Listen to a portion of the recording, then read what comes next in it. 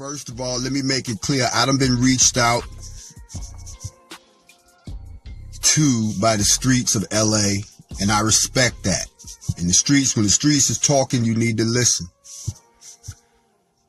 And there's a lot of cats right now that's they running around, they trying to speculate on who did what and why, and I'm hearing a whole lot of that, family.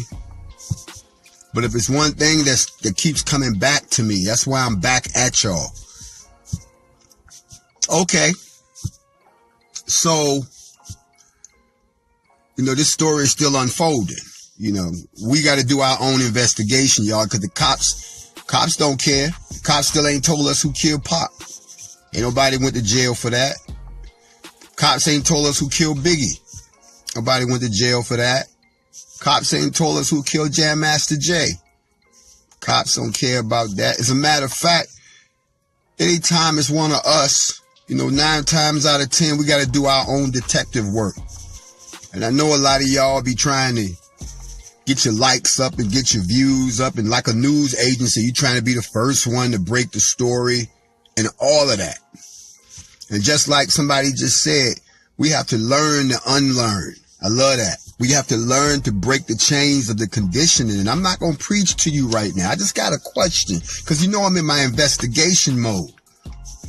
Yeah, I got to get to the heart of this one. So for all my peoples out there that's hitting me up and telling me, well, we know who did it, and here's what went down before, the shooting and this, that, and the third. I'm with all that. I'm not going to knock anybody's integrity, but what I am going to question is this right here.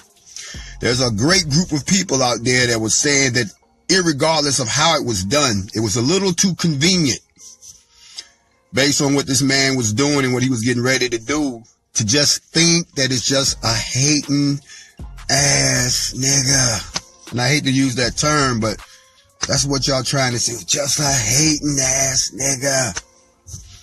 I'm not going to refute that right now, because I told y'all earlier that they use us to get to us. But here's my question, and somebody feel free to help me out.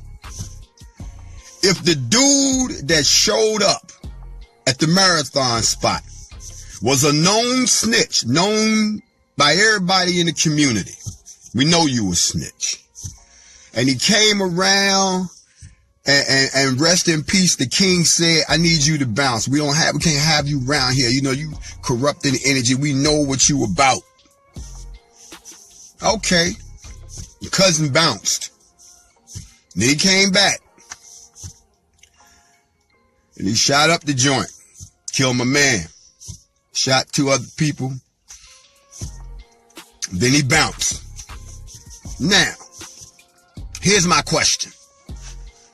If you're a snitch, or as we like to say, a police informant, whether it be for the LAPD, or for the feds, or for whatever law enforcement agency that you feel you need to tell on people to save your own ass sometimes, or just because that's just how you are, you just hate on us, so you tell on everybody. If you're on the payroll as a snitch, if you're on the payroll as an informant, when we need some information, we're going to shake down the streets. Okay. Then think about this. Homeboy didn't just show up out the blue. What I'm doing is I'm trying to lend a little more weight to the original theory that they took the king out because he was going to start speaking truth. So they used a local resource to do it. I don't believe if bruh man showed up like they said he did and Nipsey told him to bounce, that he was there by accident. Who he worked for? Who he's a snitch work for? He worked for the police. He worked for the feds. Who the feds work for? The feds work for the government. Who finances the government besides taxpayers? Lobby groups. And lobby groups, one of the biggest ones is pharmaceuticals. So if the government wanted this boy touched, all they had to do was get somebody local that could get close to him to do it. So I questioned what was he doing there to start with that my man Nipsey had to tell him to bounce to start with. That was a setup. See, in the military, we always do recon first. We can come check you out. Make sure you there. See how you moving. See when you moving. So we can get you. So for all the cats that, that hit me up and was like, yo, man, we're going to tell you what's really popping. Okay, got that.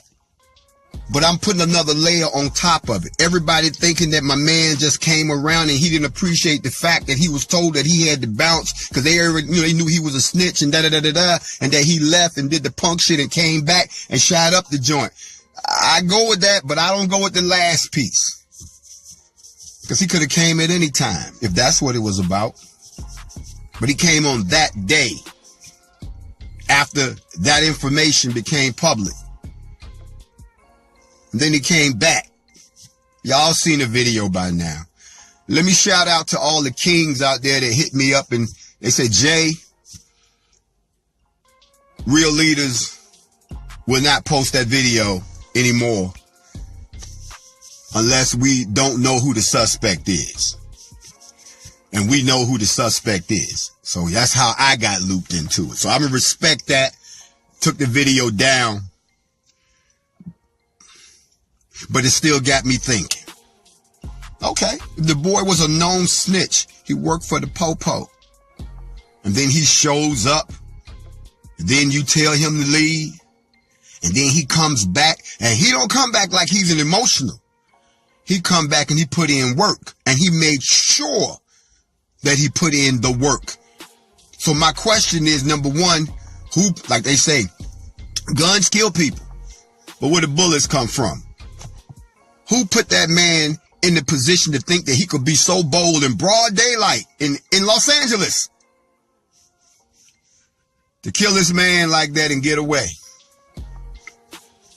Somebody had to put him to it. As I said, there's a whole nother layer to this, and I just want to give y'all something to think about. We don't need to be fighting each other right now. We don't need to be smoking each other right now. We don't need to be arguing back and forth about who did what. That's divide and conquer, y'all. The whole idea is to keep us fighting amongst ourselves. You know what they do? They create a situation. Then they come in and try to save the day.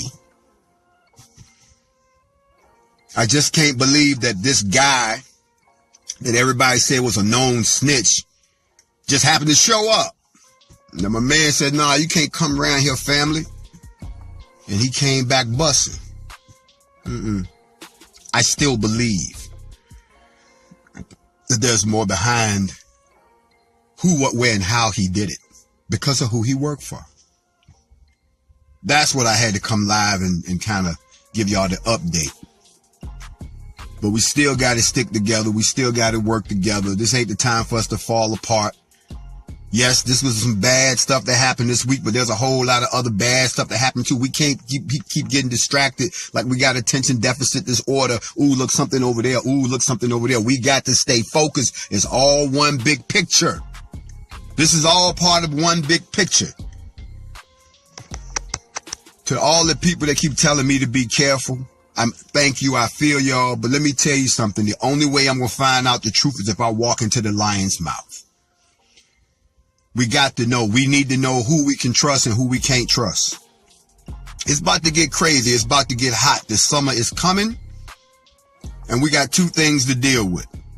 We got to deal with them still, oppressing and killing us and then not giving us what they call justice. But we also got to deal with us killing us and getting amped over the wrong thing.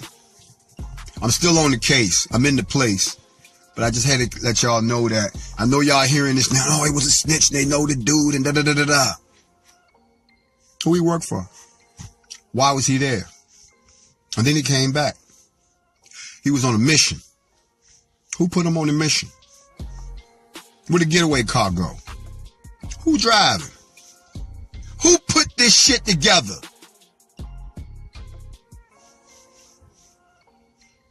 Y'all excuse my words.